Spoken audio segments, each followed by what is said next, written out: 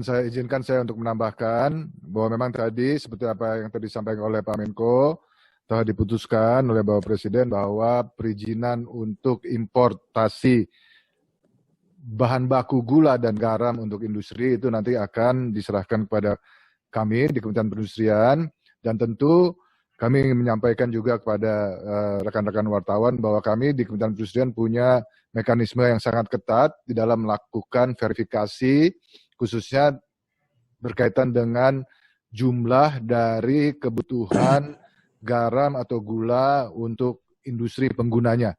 Itu kami menggunakan atau kami bekerja sama dengan pihak ketiga, yaitu Sukovindo, sehingga hasil dari verifikasinya itu kami harapkan betul-betul menjadi sangat objektif. Dan selain itu juga kami tentu tidak akan membiarkan seperti apa yang tadi disampaikan oleh Pak Menko, bahwa bahan baku yang diimpor oleh industri itu merembes ke pasar sehingga mengganggu petani gula maupun petani garam. Ya, ini akan kami berikan sanksi yang sangat tegas ya bagi industri yang sudah kami berikan izin impor bahan baku industri ya, kemudian dia menyalahgunakan untuk merembes ke pasar, itu akan kami berikan sanksi yang begitu tegas. Untuk menambahkan Pak Menko, rekan-rekan wartawan yang tadi disampaikan oleh juga Pak Bambang, bahwa kebutuhan garam untuk industri, untuk bahan baku industri dari tahun ke tahunnya ini terus-menerus meningkat ya. Untuk tahun 2020 saja dibandingkan 2019 itu ada peningkatan 6,8% dari kebutuhan garam untuk industri. Kita juga memprediksi bahwa ke depan akan terus-menerus terjadi peningkatan kebutuhan garam untuk industri sejalan dengan peningkatan kapasitas dari para industri pengguna yang tadi disampaikan oleh Pak Bambang, yang sebagian besar memang pengguna dari garam itu adalah CAP, ya,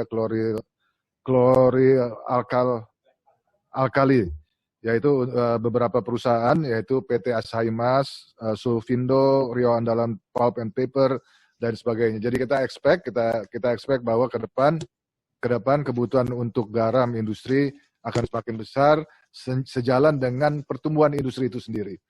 Selanjutnya kami ingin menyampaikan juga bahwa nilai impor garam pada tahun 2019, nilai impor garam pada tahun 2019 itu jumlahnya 108 juta dolar total ya untuk kebutuhan industri, 108 juta dolar. Namun demikian yang ingin kami laporkan, sampaikan kepada teman-teman atau rekan-rekan media, nilai impor garam ini mempunyai nilai tambah yang luar biasa ya bagi industri itu sendiri, karena dengan mengimpor 108 juta dolar, industri sendiri pengguna garam ini telah berhasil mencatat nilai ekspor produk mereka di tahun 2019 sebesar 37,7 miliar dolar. 37,7 miliar dolar. Jadi kita bisa bayangkan betapa tingginya nilai tambah ya yang diberikan oleh hilirisasi dari penyerapan garam itu sendiri. Yang terakhir yang ingin kami laporkan Pak Menko, untuk rekan-rekan media juga, sejak tahun 2018 kami di Kementerian Perindustrian sudah ada program business matching. Kami memfasilitasi kerjasama berupa MOU antara industri pengguna garam dan petani garam itu sendiri. Pada bulan Agustus 2018 sampai Juli 2019, target dari MOU-nya sebesar 1,1 juta ton, realisasinya 1.053.000 ton, belum juga ditambah dengan apa yang dari penyerapan IKM sebesar 500.000 ton, sehingga pada periode tersebut penyerapan garam petani dari sektor industri manufaktur sebesar 1,5 juta ton. Dan untuk periode berikutnya, Agustus 2019 sampai Juli 2020, juga target yang sama 1,1 juta ton, dan realisasinya 1,5 juta ton. Untuk periode tahun ini, ya Agustus sampai Desember 2020, kami targetkan 500.000 ton, dan realisasi per hari ini sebesar 163.000 ton.